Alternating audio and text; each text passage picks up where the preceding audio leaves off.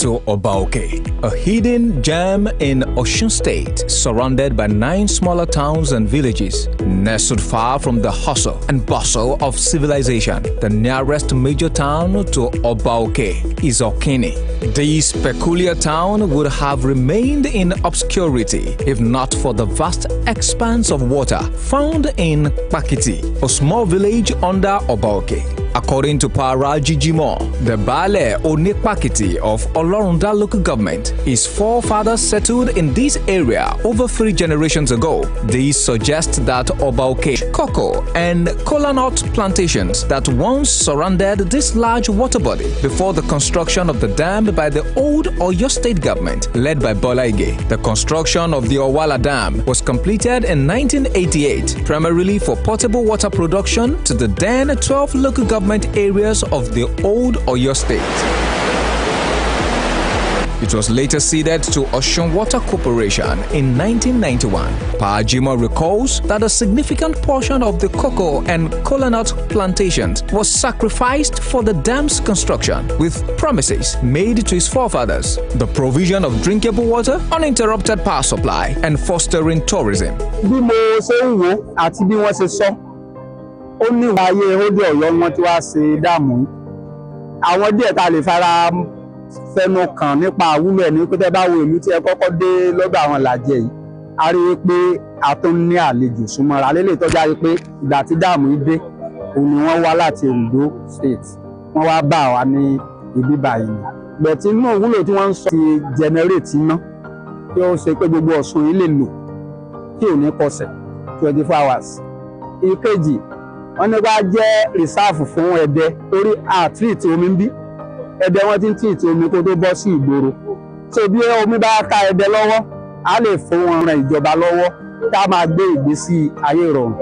A tour around the dam area reveals the remnants of once grand machinery, now succumbing to rust and decay. Only one of the 3 channels of the dam remains functional. Despite the dilapidation, the quality and ambition of the original construction are evident, reflecting a dream of a brighter tomorrow. Around 2 years ago, a large lakeside party in Osun State captured the imagination of many. Videos of the event showcased breathtaking views, leading to playful comparisons to having our own beach in Osogbo. Upon visiting, the wonders of nature were beyond description. This large body of water, surrounded by lush greenery, has become a popular spot for youths seeking to reconnect with nature. The area has seen some development, with gazeballs, speedboats, and other recreational activities tapping into the surface of its tourism potential. The possibilities are limitless, and the hidden treasures of this region await discovery.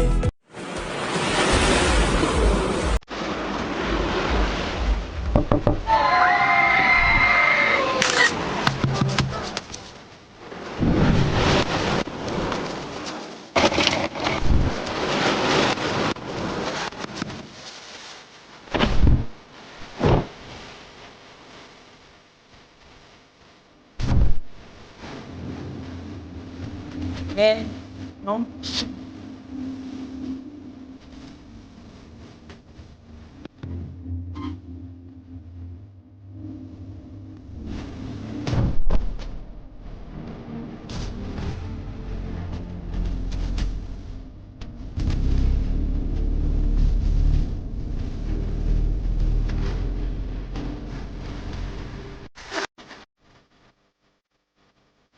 While fishing is the primary skill, the community also boasts of teachers, bankers, and policemen. The Owala Dam, intended as a reservoir for treatable water to the Ede treatment plant, that should provide drinkable water to nearby towns. Although the energy infrastructure of the area are craving for attention, that does not still diminish the majestic nature of the hidden tourism treasure.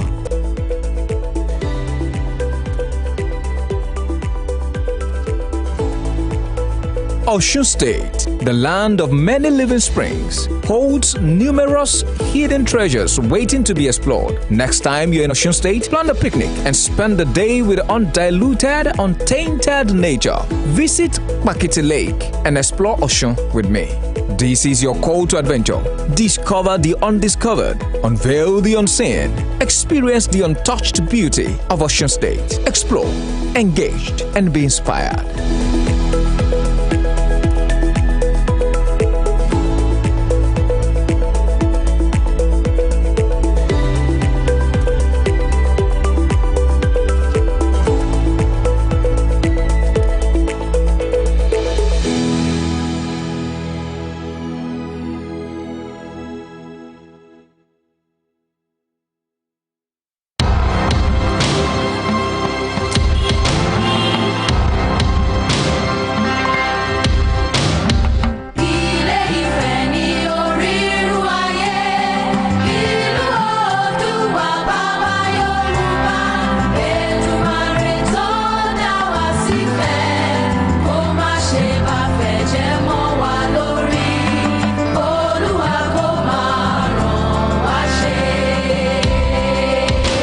Deep in the heart of Ile-Ife stands a monument shrouded in legend and history, the Okpa Oromiyan.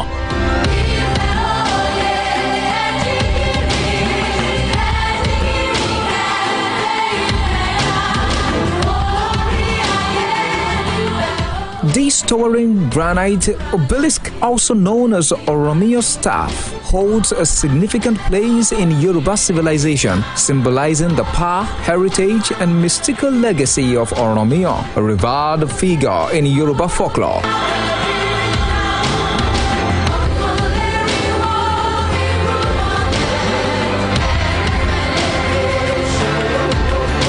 This documentary takes you through the rich history and cultural importance of this ancient relic and underscores its potential as a focal point .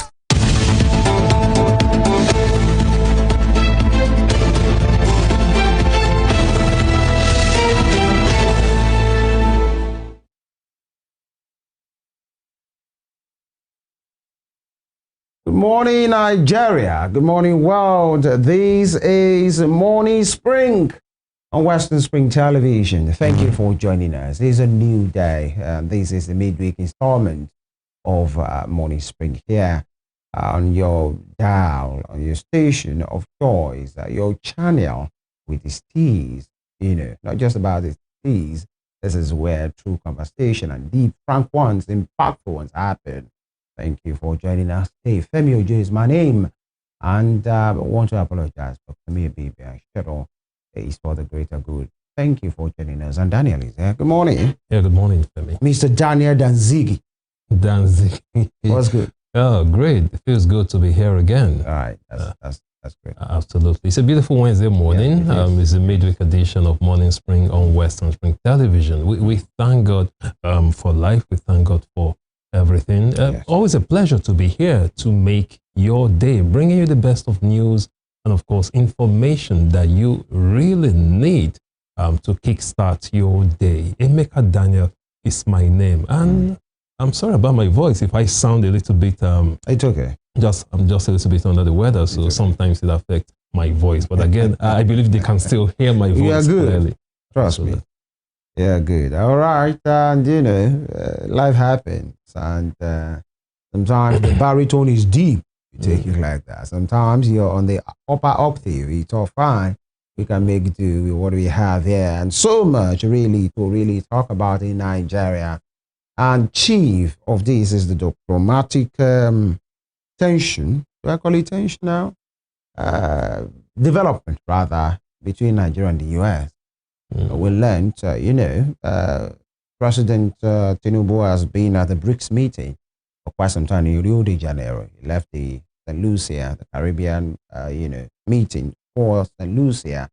And we're hearing that that might be upsetting, the United States and President Donald Trump. There are rumors, news, that there might be sanctions from the U.S. to say why is Nigeria, romancing the BRICS, who they represent and what they represent. That's the alternative, so to say, the global space that has Brazil, Russia, India, China, South Africa, I think with other countries. And there was a time that Nigeria, sometime last year, applied to be part of the BRICS. That means you are jettisoning the West for the global south. And this is what is happening. And if those words are true, we learned there might be 10%, the tariff thing, 10%. And you know, that's how, if actually it's true at the end of the day, that's how Trump comes. He'll come little, and then he waits for your response, slam harder, slams harder. And in all of this, and people will say, well, why should that be the U.S. business? Actually, what is sovereign nation? You know, the Nigerian nation has now said, we are your enemy. We can choose to do trade. We can use to roll, as they say it, with any nation. But why should a U.S., the big brother of the so-called big brother of the world, now decide who somebody should roll with and who you shouldn't roll with? Well, these are what we are seeing as an offshoot of the BRICS meeting. Yeah, it might not be. Some people argue that it might not be totally related to the BRICS meeting. Okay. That the U.S., they were poised to always, increase the tariffs, slam tariffs on Nigeria, increase it by 10%. And they also argue that it's not only Nigeria. U.S. allies like Japan and South Korea will be getting 25% tariff increase. So it might not be just Nigeria. We know the other guys, so to speak, other guys have been back and forth at themselves, Canada, China, all of those guys. But on the African continent, when I mean we, African continent, we are relatively being, excluded from that over time. When President Trump started this thing, now that he's looking at this side, and people are talking about the principle of reciprocity. And the issue is, do we have the wherewithal to give a boost tariffs to US backs? In fact, what are we even taking there? That's just the issue here. And many Nigerians are worried to say, it's not just about the trade. How about travels? Nigeria, US, Nigeria thing, and all of those things. And we wait for clarifications in the coming days so that Nigeria will know where they belong. And if Nigerians, we need to prevail on the federal government to say, please don't start what you can finish. How many Nigerians are in the US and how it will affect so many persons, but Nigeria is a sovereign nation. My point this morning is just that we deserve to handle our business. That's the way it should be. If I'm not disturbing, if I'm not saying I'm your enemy, I just want to do my business the way I want. Why should anybody be bothered? There will always be interest. Look at Russia and Ukraine, for instance. Right. Why are they at war? Right. Just because Ukraine decided to, shift towards the EU, and Russia is like, no, we're not comfortable with that. You shouldn't do that. So there will always be interest. It's always like that. Nations will always like to protect their own interests. They feel that you fraternizing with someone else might affect their interests. Then, of course, they get uncomfortable. So we see that all the time. Now, the thing is, if you check the social media space, the conversation has been, can we go aura for aura? Nigeria and the US. People are saying, excuse, please, where people say, I beg, leave us. We are giants of Africa, for God's sake. We are giants of Africa. Well, that's what we are. We have the population. We keep producing. So what we are proliferating. What feather or what air would that ruffle on the US with your production and procreation? But then we are Nigerians, and then we are very proud of where we are right now. Now, something very important before we go to the papers has been in the news for some time, and I think many persons need to learn from this. That student visas right now, the same US, the social media account is part of the requirement right now. If you are going to go to the US to learn, to do whatever under the student visa category, you will have to submit and produce a social media account. And they will have to go through that. Even if you don't submit, your name. That's what I'm about to say. They don't have to ask you. Yeah, even so that everybody will know that you can't dissociate yourself from your social media. You know how people said, no, my social media account is just for cruise. My brother, hello, it's no more for cruise. Yeah. Right from time, they have taken it as part of you. Your that means whatever is there, they will take it as a representation of who you are. Opinions, absolutely. Even before now, before they made this official, like you're saying now, right from time, they would go through, even without telling you, they will go through your social media handles just to know one would the say kind maybe of person for security check. Yes. Before. So they do that. But right now, it's not just for security check, for every check. And whatever is there that doesn't resonate with them, so that means you can spend and spend in vain. and just your Esquire dot something something dot this day on Instagram will just be the one to finish you. So my point this morning is people should know that you can't dissociate yourself from your social media account anymore. Absolutely. That's very important. So that you won't think it's somebody from your village in Okija that doesn't want you to travel out. You are the cause. And again, I think people should take responsibility. Yeah, absolutely. And they should be very careful just to make sure they verify. Recently, someone was asking me, were you the one who tweeted this? I said, no.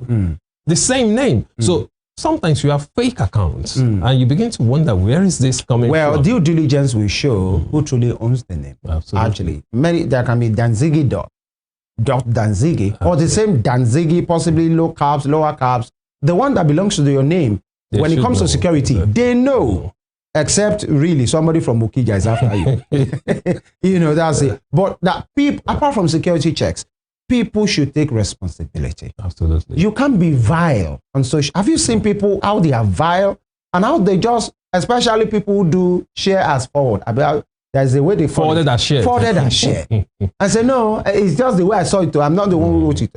But you forwarded it that 13 persons have been killed last night. And by the way, maybe that's something from 2014 Boko Haram era or 2010. Absolutely. And it's still being circulated. Yeah, you do that a lot. People should know you should be responsible. Even when the social media space is not really officially regulated, there should be personal regulation. Whatever you know is not true. If it's too good to be true, you know, most likely it is not true. Hold on.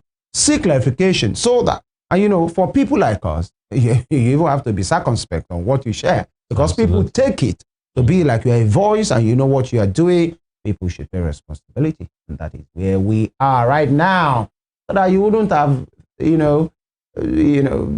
do people bye-bye in your village and say, by September, I'm entering. And your olu.__ has got you the issues and not just that application. That means that person is flagged already. Absolutely. Stay with us, we'll be back.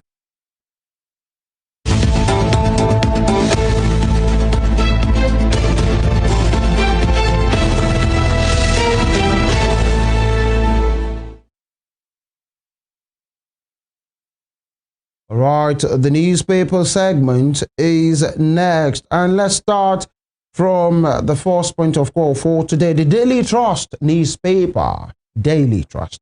Trusting in what they have for us on their front page. Questions over Tinubu's 2027 campaign posters. Questions over Tinubu's 2027 campaign posters.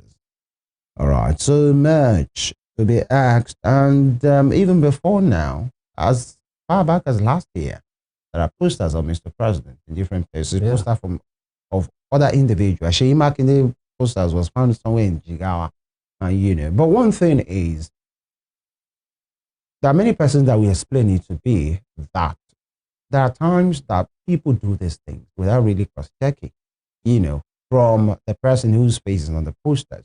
Now, if the person gets to know and he doesn't want it, there are ways he can tell those people, please stand down, stop this, and dissociate himself from this. But in politics, everything is a win-win. Yeah, again, there are some posters that will spring up, and within 24 hours, they will track down whoever put up those posters. If they are not interested in it. So why is it difficult for you to now track down those? If you claim you are not endorsing those posters, they are not from you, then why? Are you not apprehending those who are who are breaking the rules of the Constitution? Because the present posters, sprung up in Abuja, surfaced, since several months ago, since last year. Some people were complaining, how come you're having your posters everywhere and nothing was said about it? You go put up a poster that the government doesn't like in Abuja and see what will happen. Yeah, before you even done. See what will happen. All right. Questions over Tinubu's 2027 campaign posters. One will say, okay, is it legal? Is it illegal?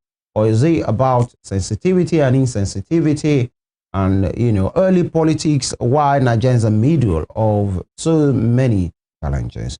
Now, before that, federal government pegs admission age into tertiary institutions at 16. Federal government pegs admission age into tertiary institutions at 16. Okay, maybe. The person will say maybe it's fair enough. Absolutely. Yeah. 16, it was formerly 18 or thereabout. And some were talking about 14, but then 16, yeah. Before, it wasn't even regulated. I mean, you see people getting admission at 13, 14. It was. Ab initio, it has always been, but maybe it wasn't that follow through. And now it has been reiterated, and 16 is official right now. Yeah, but I've seen someone who graduated at 19, and she was like saying that she graduated late. That sister graduated at 18. That she was, I'm like 19, and you're a graduate already. Come on, life happens. Where are we rushing to? That's 18 when some persons are, just settling down to write their SSC exams. Absolutely, life happens. Actually, but 16 it is right now. And Nigerians to get 3-month single entry US visa under new policy. 3-month single entry US visa under new policy. And we have no preferred presidential aspirant, David Mark. We have no preferred presidential aspirant. That's David Mark of the ADC. And below that, FCT primary school teachers suspend 3-month strike. 3-month strike.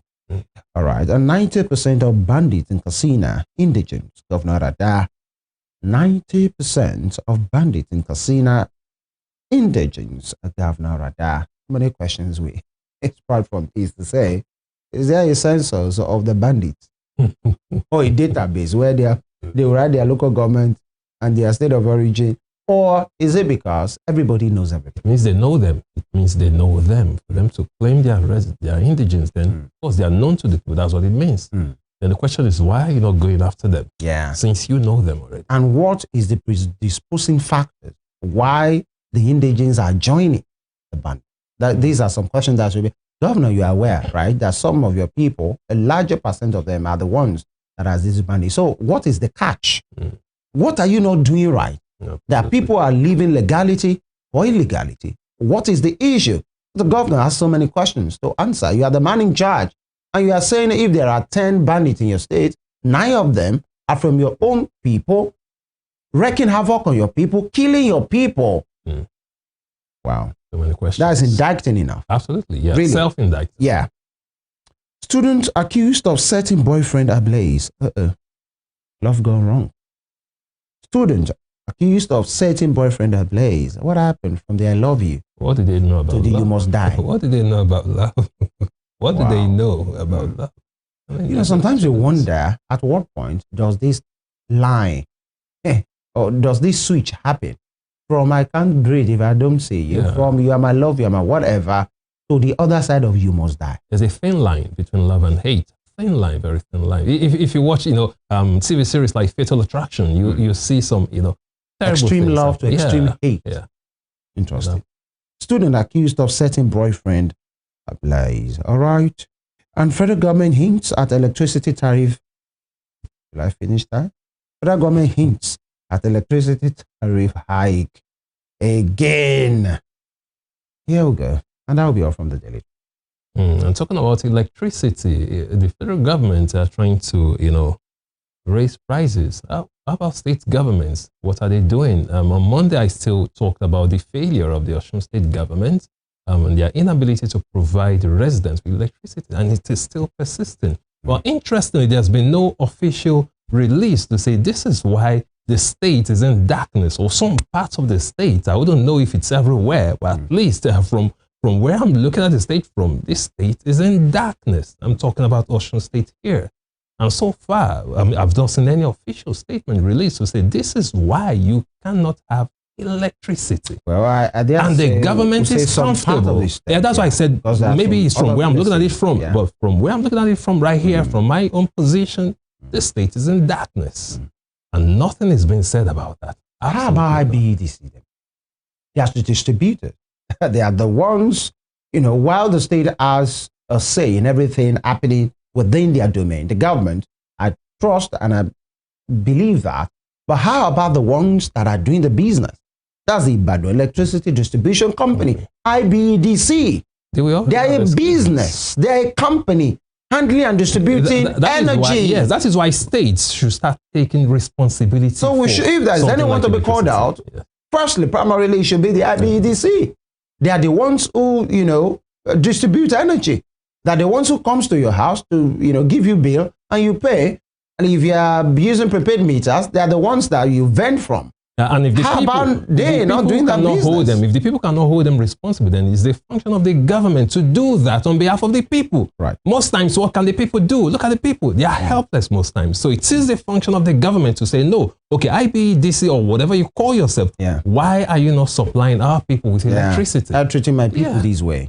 Right. So it is still the function of the government. Right. They should take responsibility. Where the idea of tariff hike is being muted in the middle of the darkness. Quite unfortunate. And just look at the cost to organizations. I mean, manufacturing organizations, any organization. Any business. Even small business. Even barbers. Yeah. When there is no electricity. Quite unfortunate. This is 2025 and this is Nigeria and this is Osun State. Yeah. This is quite unfortunate. From the front page of the Daily Trust newspaper, we move to the front page of the Guardian newspaper this morning. Varsity's film as FG fixes 150 cutoff mark, 16 years admission age. Varsity's film as FG fixes 150 cutoff mark, 16 years admission age.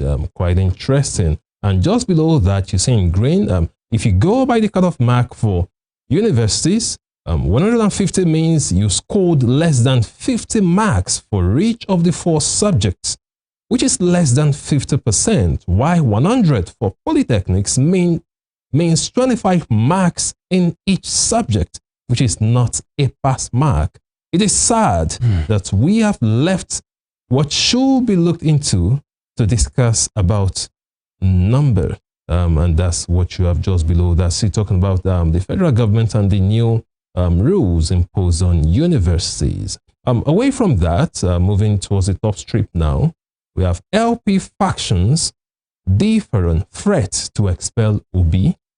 LP factions, different threats to expel Obi. You find that story on page 3. A faction of the Labour Party, I guess the Julius Abure factions, said they will hold their neck meeting and they will be expelling the 2023 presidential candidate, Peter Obi, from the party because of his, association with, they called it anti-party activities, associating themselves with the coalition. So they want to expel him. Let us see how that plays out. If you expel Peter Obi from the party, there might just be other parties who are just waiting for you to do that. They will just throw their doors open and say, Mr. Obi, you are welcome to our party. Some members of the PDP have also hinted at that, saying, well, you never can say. Come back to the PDP. Exactly. Why Atiku crosses the other way? Let's see how it works. It's all about politics. But many will agree that he should make his position now. Why are you staying in a party and your other leg is in fact, you've even made a proposal to the other party and you belong to this party. If you know they can't offer you anything again, or you see your prospects somewhere else, move. The same thing applies to the other politicians too. Atiku is still in PDP, so most of them are still in their parties. And they're not even sure, really, whatever is worth doing at all. We're doing well, but then politicians, it's all about calculation. Now in the coalition, we have Peter Obi, we have Atiku Abubakar, and of course we have Rotimi Amechi. 3 of them have indicated interest in the presidential ticket. So who gets it? That's the question. I'm sure. Absolutely. So depending on who gets it, then the other 2 might just fall back to their parties as backup plan, just like we discussed on Monday. Quite interesting. Away from that, just beside that story, we have FG issues 3.5 million passports, saves 1 billion naira from reforms, says minister.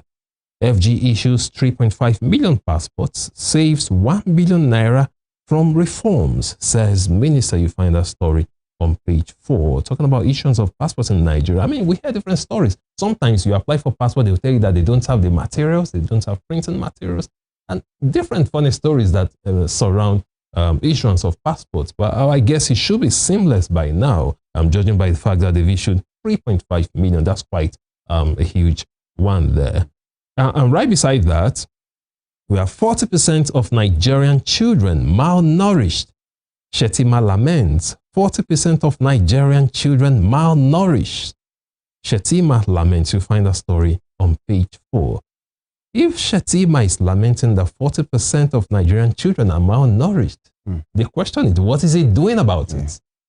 That's the question. What are you? You are in power, okay? You are in government and children are malnourished. then you should do something. 40% of Nigerian children, quite unfortunately, it shows you the level of poverty in the nation at this time. Quite unfortunate. And below that, moving on to other stories, still on the front page of the Guardian newspaper, we have ADC rules out preferential treatment, bars presidential aspirants from public declarations. ADC rules out preferential treatment, bars presidential aspirants from public declarations. You find that story on page 6. And beside that, we have Osun State, Horiwa, that's Human Rights Writers Association, stages protests, demand suspension of council funds. Horiwa stages protests, demand suspension of council funds. You'll find that story on page 7. And below that, we have NAFDAC uncovers expired chemicals, additives worth 1 billion naira, arrest free in Lagos. NAFDAC uncovers expired chemicals, additives worth 1 billion naira, arrest free in Lagos. I'm talking about the National Agency for Food and Drugs Administration and Control, right? There you find that story on page 7 of the Guardian newspaper.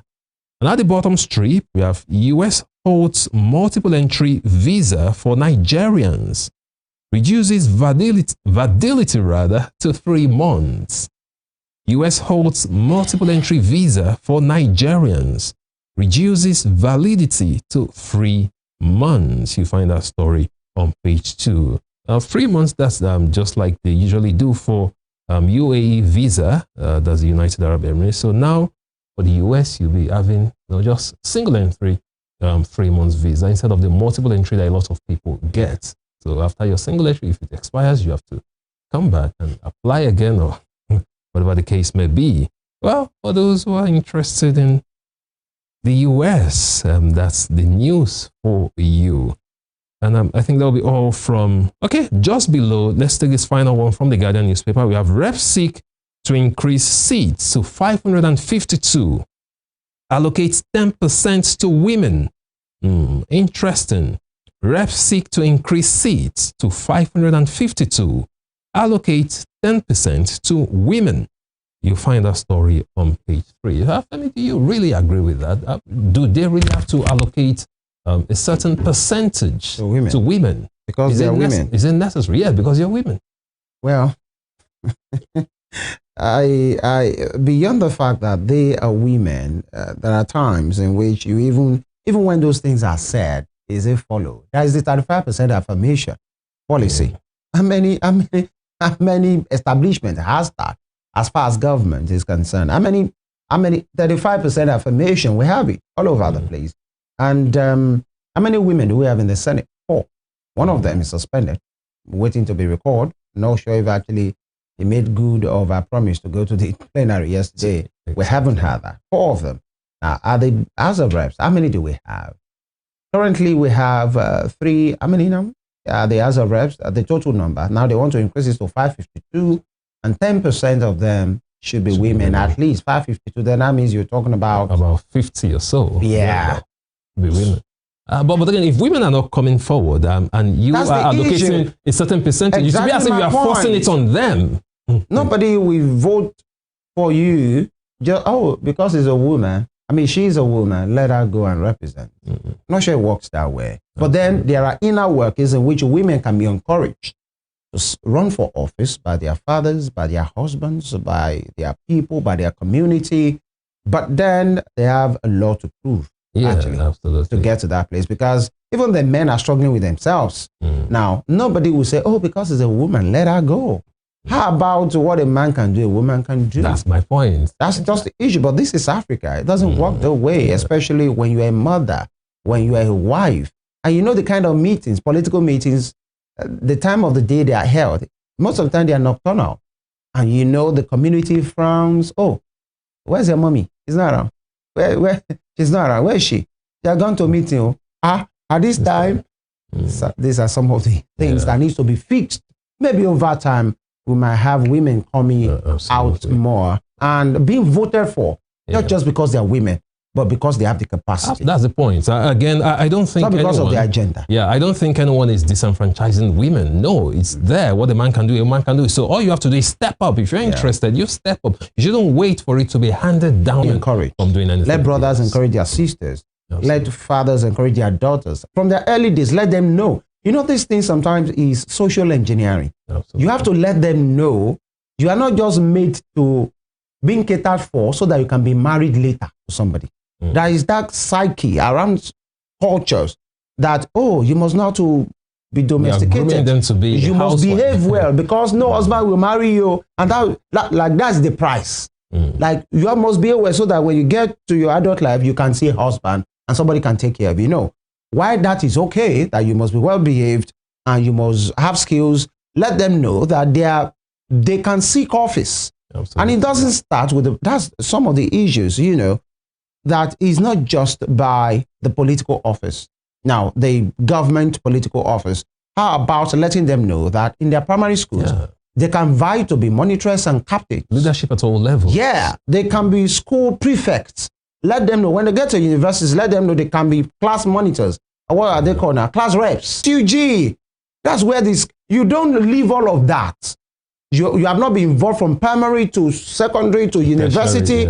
And then you come out, you want to come out and run for office. You will find it strange. Many of I can count 3 or 4 governors that they were SUG leaders. Fayose was one. You know, I think Arabeshala was one. People were involved in school activities. Yes, he was. Yeah. And, you know, the skills will be there. The Aluta spirit will be there, not just for violence, but the can-do spirit. That tenacity, that audacity. When you build it over time, you can look anybody in the face and tell them, I'm going to run, I'm going to win. If I don't win now, I will win later. But because you're a woman, and then everybody must hand it over, Madam, would you like to? I'm not sure it works that way. Absolutely. And that'll be all from the front page of the Guardian newspaper this morning. From the Guardian newspaper, let's go to what the Vanguard has for us for today. The Vanguard newspaper, so much to see and so much to be a part of. For today, government battles IMF over report on inflation and poverty, with riders worries that such statements can turn the people against government. Notes body's adversary messages often in conflict with his lending stance. So much about the IMF. Absolutely. You know, now they have come up with a position that the Nigerian government are frowning at. And because many persons within the IMF and Nigerian government, they are brothers. And they work together and, you know, they take advice. In fact, Nigerians' policy, especially under this administration, have been blamed on the advice of IMF. Even when the IMF have come out to say, please excuse us, you are a government, you are holding your business. Now that they say, it seems the policy of the government don't set the people against. Well, I think every nation should be able to think for themselves. Think for yourselves. No policies that are best for you. You don't have to take everything the IMF and the World Bank says, hook, line, and sinker. No. Think for yourself. Look at the nation that has jettisoned the IMF and World Bank policies, whatever. Look at Burkina Faso. They are doing well. Today, there's a new policy in Burkina Faso.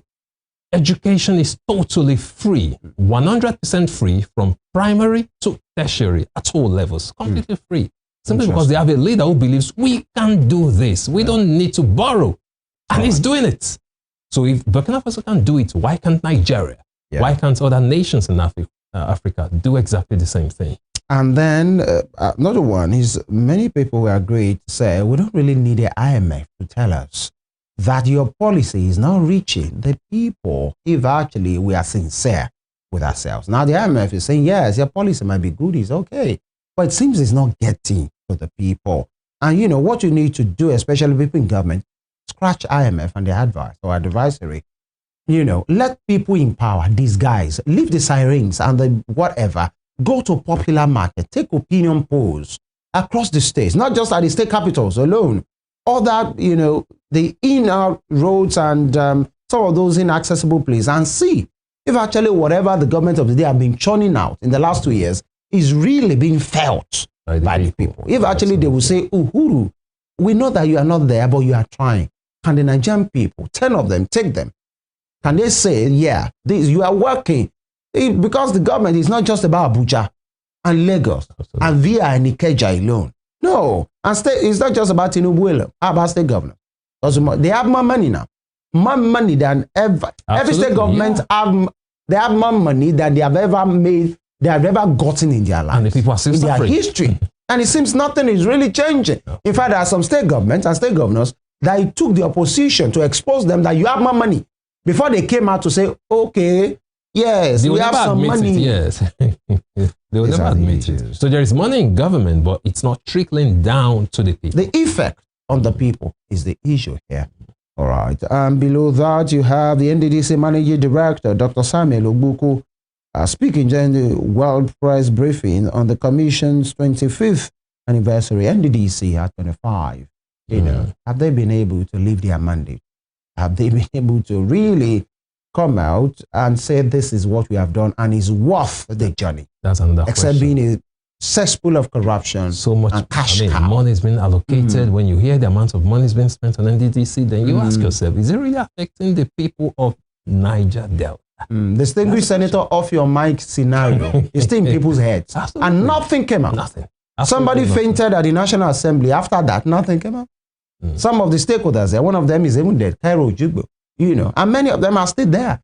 The Senate President now was the minister of the Niger Delta Development Commission or something at that time, yes, he was. And he superintended an interested party because he was an interested party. He was the minister in charge of Niger Delta, rather, and he was the one who superintended the audit of that same NDDC. How can that be? You are the minister, and the NDDC is under you.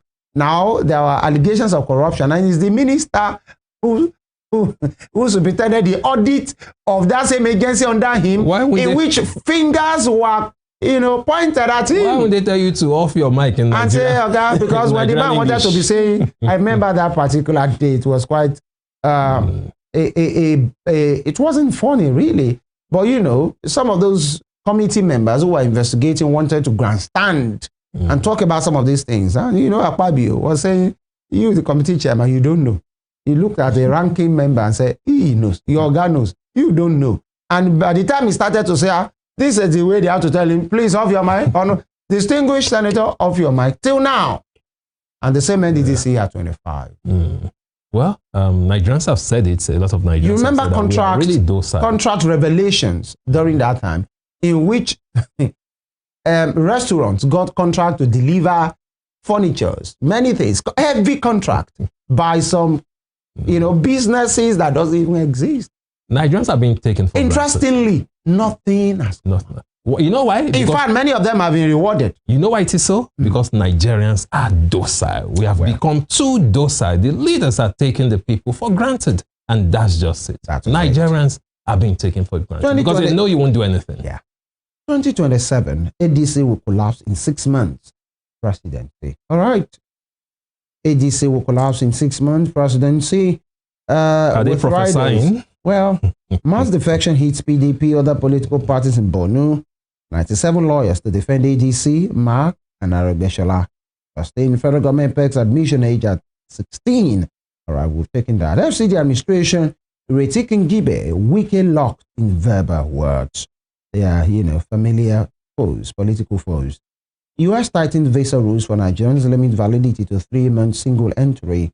All right, the humor angle, Mr. and Mrs.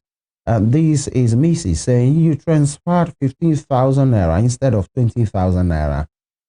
Okay, and the Mr. responds, I must have forgotten. That the Mrs. responds, what did you ask me to buy?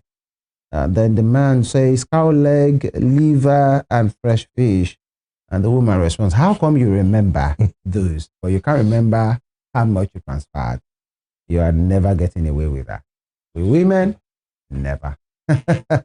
All right. That will be all from the Vanguard. From the Vanguard, we move to the front page of the Punch newspaper this morning. Mark cautions Atiku Obi as FG slams coalition chiefs. Mark cautions Atiku Obi as FG slams coalition chiefs with riders. Presidency, mark, clash over Tinubu's reforms. APC PDP chieftains join ADC in Borno, Gombe, Ondo, Jigawa. Still talking about the coalition and 2027 presidency. You'll find all that on page 2 of the Punch newspaper this morning. U.S. cuts Nigerians' visa validity to 3 months. U.S. cuts Nigerians' visa validity, I beg your pardon, to 3 months. You find that story on page 43, talking about visa validity of Nigerians being cut to 3 months, single entry, 3 months visa, instead of the multiple entry that was being issued before now. Away from that, moving to the top strip. Natasha postpones Senate return as National Assembly awaits apology. Natasha postpones Senate return as National Assembly awaits apology. You find that on page 10. So I guess the National Assembly, they are waiting another apology from Natasha. I still remember that satirical apology. I read it out here on the show that day that she wrote. A very satirical apology to the Senate, which caused a lot of stir in the media then. Now they are waiting a real apology from Natasha, who has actually postponed. I guess she didn't resume yesterday as she promised. She has postponed that. And the Senate, the National Assembly rather, are waiting for an apology. You'll find that on page 10 of the Punch newspaper. And beside that, we have presidency blasts Obi as Ohanaeze demands Kanu's release. Presidency blasts Obi as Ohanaeze demands Kanu's release. You'll find that on page 18. And beside that, we have 2025 admissions. JAMB set 150 benchmark, bars under 16. 2025 admissions. JAMB sets 150 benchmark, bars under 16. Talking about the age set for admission into Nigerian higher institutions. Right there, you find that story on page 12. And moving towards the bottom strip, right there, you can see the picture of, about 5 Chinese nationals, 5 suspected Chinese citizens, illegal minors, arrested alongside 4 Nigerians by operatives of the Kaduna Zonal Directorate of the Economic and Financial Crimes Commission, EFCC, right there. Below that, we have Customs, EFCC step up airport surveillance against money laundering. Customs, EFCC step up airport surveillance against money laundering. You'll find that story on page 34. And beside that, you have 3 school children, Okada rider crushed to death in Oyo. Quite unfortunate. 3 school children, Okada rider crushed to death in Oyo.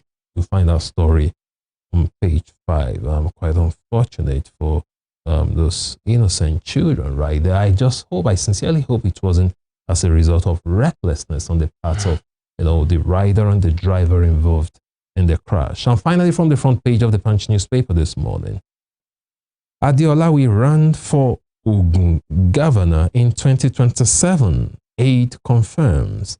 Adeola will run for Ogun governor in 2027. Aide confirms. You'll find that story on page 18. And I'll be all from the front page of the Punch newspaper this morning. Right. I think that will be all as well. All right. I think we have just one more quick one from the Nigerian Tribune 2027. ADC has no preferred presidential aspirant. Mark. That's from the Nigerian Tribune. And the riders to that party assembles 97 lawyers to challenge fake suit against interim leadership. 2 Ondo's governorship candidate, Jekade Ajayi, others join coalition.